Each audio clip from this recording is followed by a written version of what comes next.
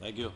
Mr. President, last Monday, after Senator Trillanes, Antonio Trillanes IV delivered his speech on a point of public interest, he immediately proceeded to move for the referral of his speech to the Committee on Accountability of Public Officers Investigations, so that, as he suggested, an inquiry be conducted to look into the alleged direct involvement of then Mayor, now President Duterte, etc., etc.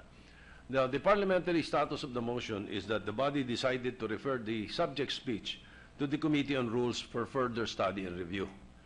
Now, Mr. President, your Committee on Rules, and I have consulted the other members, even Senator De Lima, Senator Lacson, others who are not even members of the Rules Committee, and the members of the Rules Committee.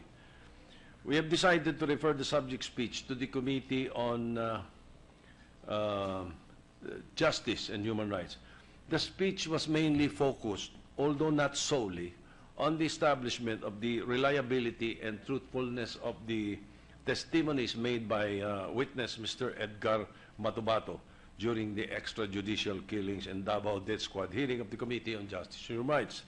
That was last September 22.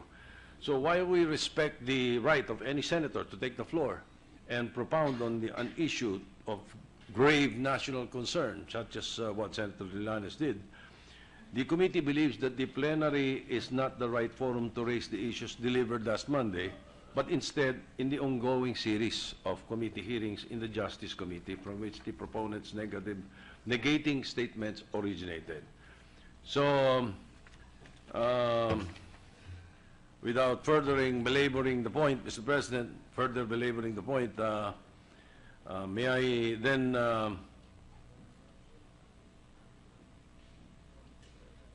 I then move that the said privilege speech be referred to the Committee on Justice and Human Rights as primary referral and secondarily to the Committee on Public Order and Dangerous Drugs, Mr. President. The Rules Committee, chaired by the Majority Leader, has ruled that the matter of the privilege speech and the interpolations thereon should be properly referred to the Committee on Justice, which has jurisdiction over the issue presented in terms of the credibility of the testimony given by the witness. And therefore, the appropriate motion has been put on the floor, referring the matter to the Committee on Justice and secondarily to the Committee on Public Order. Any objection? Hearing none. Thank you, Mr. President. With the consent of the Chamber, I move for the consideration of Senate Resolution 166. A motion for the reconsideration consideration of proposed Senate Resolution 166. Any objection? Hearing none. Approved. Maybe ask Secretary to read the title of the measure without prejudice to inserting to the records the text. A resolution commending and congratulating Donnie Nietes, Mark Magsayo, and Arthur Villanueva for winning in the Pinoy Pride 38 held on September 25, 2016 at the StubHub Center in Carson, California.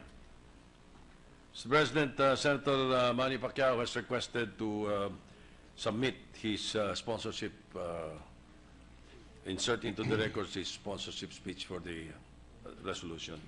So move that we accept.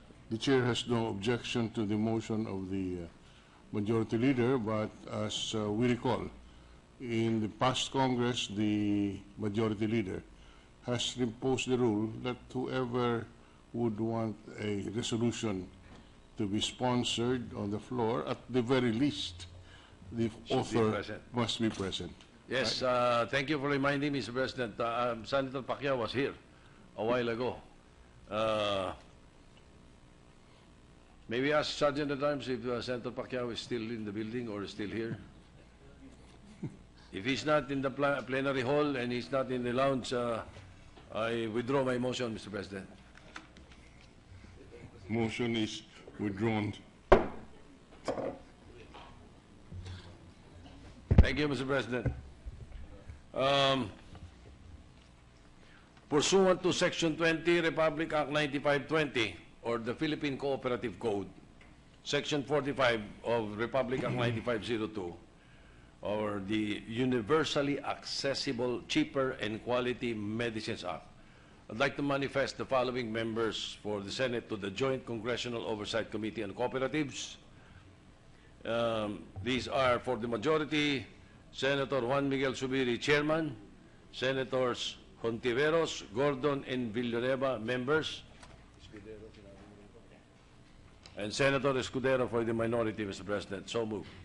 Any objection? Hearing none, carried. Also for the Congressional Oversight Committee on Quality Affordable Medicines, Mr. President, I move that we elect Senator Juan Miguel Zubiri, Chairman, members, Senators Hontiveros, Gatchalian, Aquino IV, and for the minority, Senator Trillanes IV. Any objection? Hearing none, approved. Thank you, Mr. President. And finally,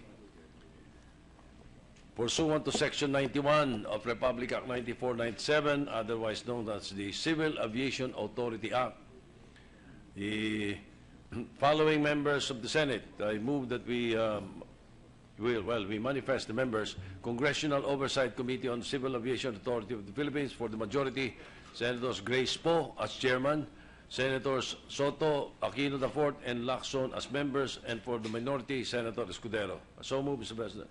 Any objection? Hearing none.